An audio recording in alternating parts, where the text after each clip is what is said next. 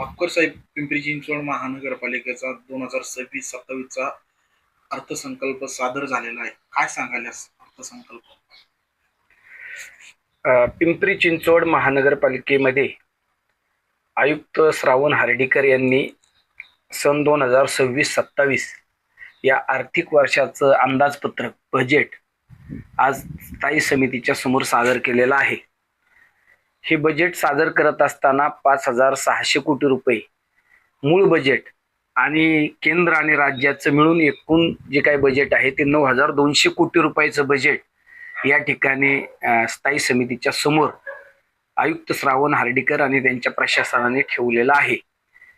खरं तर मागच्या 3 वर्षापासून 2024-25 हे अंदाजपत्रक किंवा 25-26 हे अंदाजपत्रक सादर करत असताना त्याची प्रतिकृती म्हणून हे जे काही 2026-27चं बजेट आहे हे या ठिकाणी मांडले की काय अशा प्रकारे या ठिकाणी आम्हाला त्याची प्रचिती येते.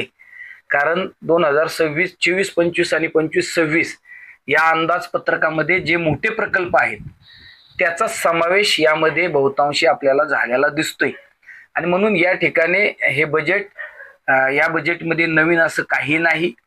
या बजेटच्या माध्यमातून जे काही मागच्या 4 वर्षाच्या प्रशासकीय राजवटीमध्ये कोट्यवधी रुपयाचे मोठे कामं काढण्यात आलेले आहेत, त्यामध्ये जवळपास महानगरपालिकेच्या ठेकेदारांना 4 ते 4.5 हजार कोटी रुपयाची देणी महानगरपालिकेला आहेत. त्याच पद्धतीने महानगरपालिकेच्या ज्या काही ठेवी होत्या त्याही 3.5-4 हजार कोटी रुपयाच्या ठेवी मोडण्यात आलेल्या आहेत. पहिल्यांदाच कर्ज रोखेच्या माध्यमातून महानगरपालिका कर्जबाजारी देखील झालेली आहे आणि मग अशा स्थितीमध्ये महानगरपालिकेचे उत्पन्नाचे स्तोत्र या एका बाजूला वाढवण्याची शक्यता या महानगरपालिकेच्या वतीने सांगण्यात आलेलं आहे की कुठली करवाढ न करता, कुठली पाणीपट्टी वाढ न करता हे अंदाजपत्रक आम्ही सादर करतोय अशा प्रकारची घोषणा या ठिकाणी करण्यात आलेली आहे. मात्र या ठिकाणी आज अंदाजपत्रकामध्ये जरी ही वाढ झालेली दिसत नसेल तरी ही काही जी काही कामं जी काही सुरू आहेत मोठे प्रकल्प ते पूर्ण कशी होणार, ही कामं होत असताना जे काही महानगरपालिकेचं कर्ज आणि त्याचं व्याज आहे ते महानगरपालिका कशी फेडणार, त्याच पद्धतीने नवीन प्रकल्प जे आहेत ते कशा पद्धतीने राबवले जाणार, या ठिकाणचा कचऱ्याचा प्रश्न आहे, प्रदूषणाचा प्रश्न आहे, नदी सुधार प्रकल्प या ठिकाणी मोठ्या प्रमाणात राबवायचा असं महानगरपालिका म्हणते. त्याच पद्धतीने अर्बन स्ट्रीटच्या माध्यमातून अनावश्यक अशा प्रकारे मोठ्या प्रमाणात सिमेंट रोडची कामं या ठिकाणी राबवले जाताना आपल्याला दिसत आहेत. महानगरपालिकेच्या मुख्यालयाचं काम असेल किंवा मोशीचं रुग्णालयाचं मोठ्या प्रमाणात काम असेल तर ही जी काही मोठे प्रकल्प राबवून ठेवलेले आहेत त्याचे संपूर्ण देणं आणि एकूण जो काही ताळमेळ आहे तो पुढच्या काळात महानगरपालिकेला बसवणं मला वाटतं ही तारेवरची कसरत ठरणार आहे.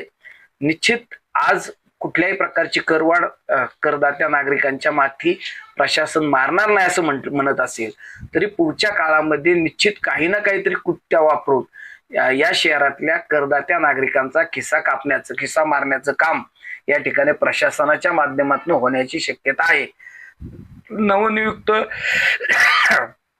महापौर रवी लांडगे किंवा सभापती श्री बारणे किंवा विषय समितीचे सर्व सभापती, त्यांचे सर्व सदस्य आणि 128 सदस्य यांची जबाबदारी आहे की या शहराच्या नागरिकांच्या खिशाला कुठलाही भुर्दंड न पडता या शहराचा सुनियोजित विकास करणे, स्वच्छ, पारदर्शक, लोकाभिमुख आणि दर्जेदार विकास या शहरामध्ये राबवणं हे खऱ्या अर्थाने इथल्या लोकप्रतिनिधींची जबाबदारी आहे.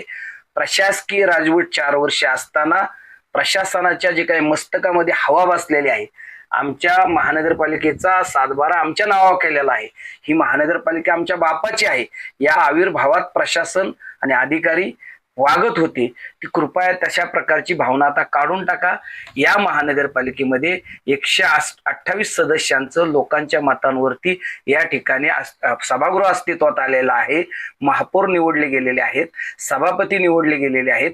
128 सदस्यांचं सभागृह या पुढच्या काळामध्ये महानगरपालिकेमध्ये मुख्यालयामध्ये त्याची बैठक होणार आहे आणि म्हणून प्रशासनाने आता प्रशासकीय राजवटीच्या या सगळ्या फंदातनं आता बाहेर पडावं आणि आता आपण सेवक आहोत, आपण नौकर आहोत आणि या ठिकाणी लोकनियुक्त सभागृह अस्तित्वात आलेलं आहे असं ध्यानात ठेवून पुढच्या काळामध्ये आपली वाटचाल करावी, अशा प्रकारचं आमचं म्हणणं आहे.